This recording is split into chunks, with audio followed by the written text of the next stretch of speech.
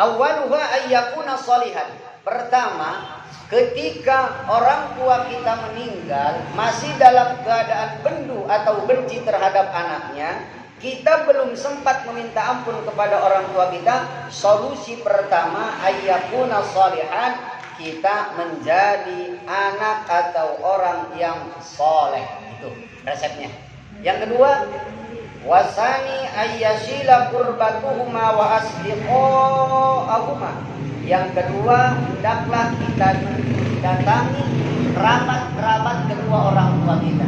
Kalau misalkan orang tua kita punya ponakan, punya adik atau punya kakak, kita sebagai keluarga yang dulu belum pernah sempat berkunjung dengan kerabat-kerabat orang tua, maka kita datangi. Nah, mendatangi kerabat-kerabat baik dari kerabat ibu maupun bapak, ternyata itu adalah solusi agar orang tua kita yang berada di alam barzakh mengampuni. Tuh, solusinya seperti itu. Dan yang ketiga, wasalisu ayyastaghfiru lahumma wa yad'u lahumma wa yatasaddaqu lahum.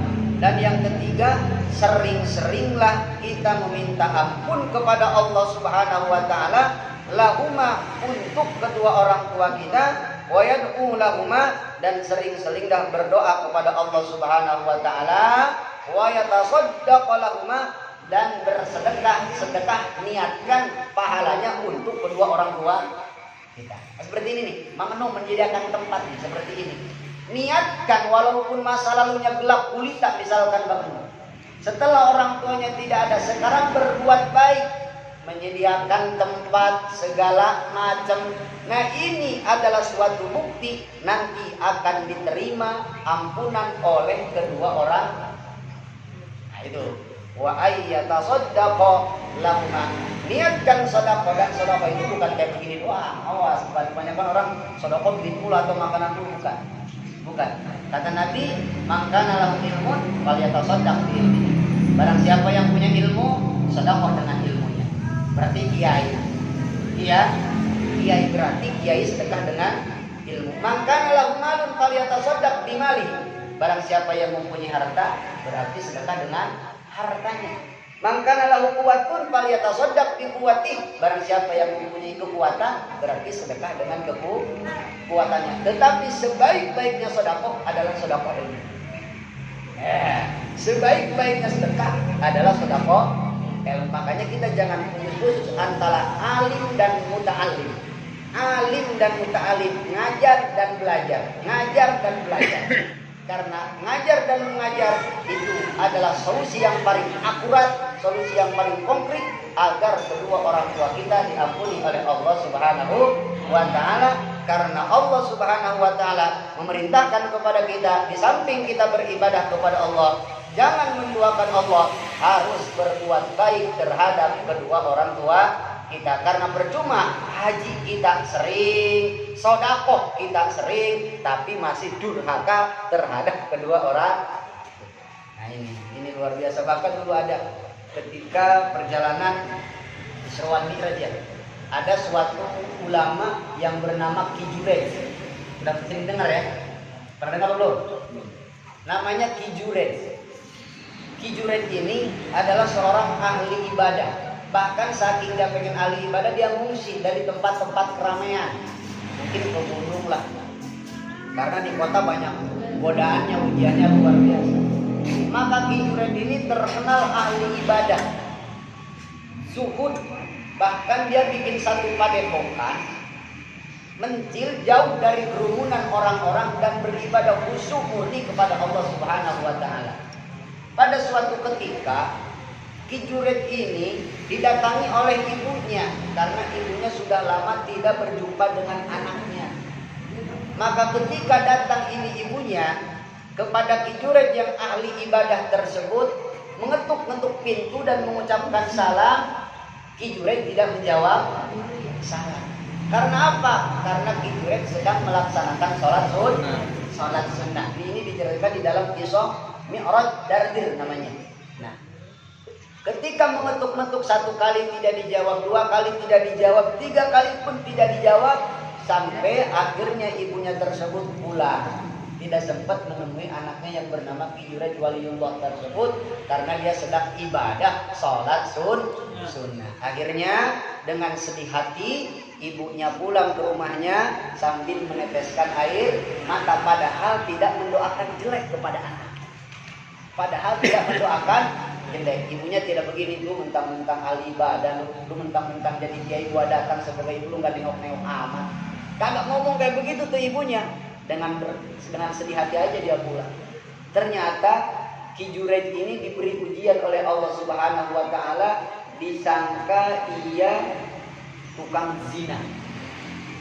Pada suatu ketika di tempat itu ada seorang perempuan yang sangat cantiknya luar biasa dan ada pengembala kambing. Kambing. Dan akhirnya si pengembala kambing ini karena melihat kecantikannya perempuan tersebut tergoda. Akhirnya dilakukanlah hal-hal yang tidak sewajar.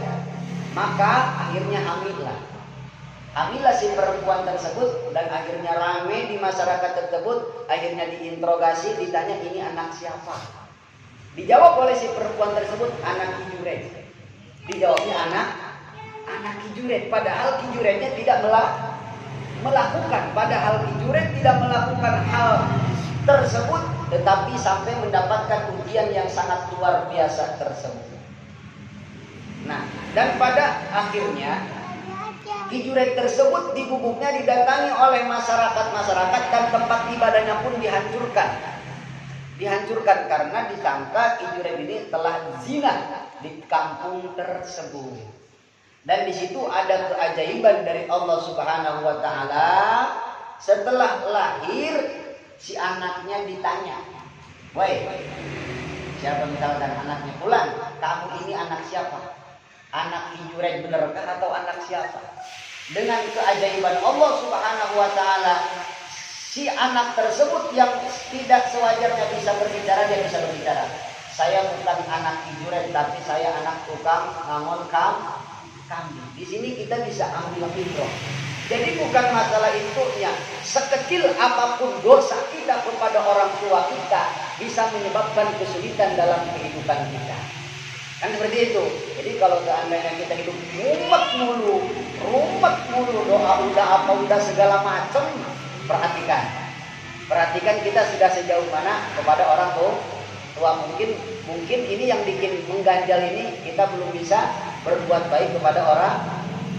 Makanya ada peribahasa gini, orang tua mah jangan asal ngomong jelek sama anak karena takut jadi. Nah, tapi kalau bukan wali mah katanya nggak apa-apa. Yang bisa begitu tuh wali.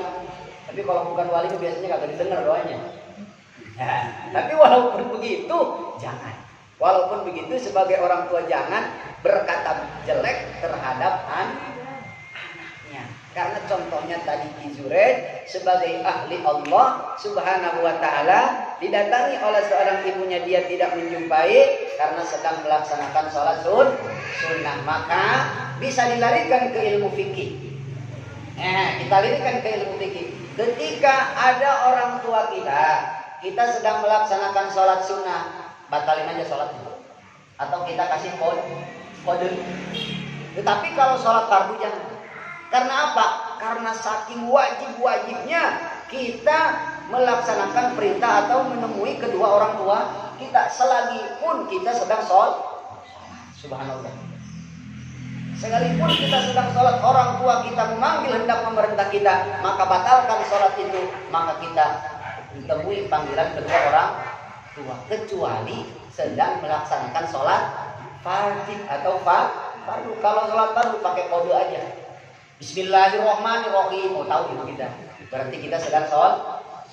Tapi kalau sholat sunnah di dalam ilmu fikih, maka wajib kita membatalkan sholat kita. Maka harus menemui orang tua kita yang memanggil kita. Karena Allah memerintahkan kepada kita, wa'budullaha wa la tusyriku bihi syai'a wa bil walidaini ihsana. Baru 3 tuh poinnya.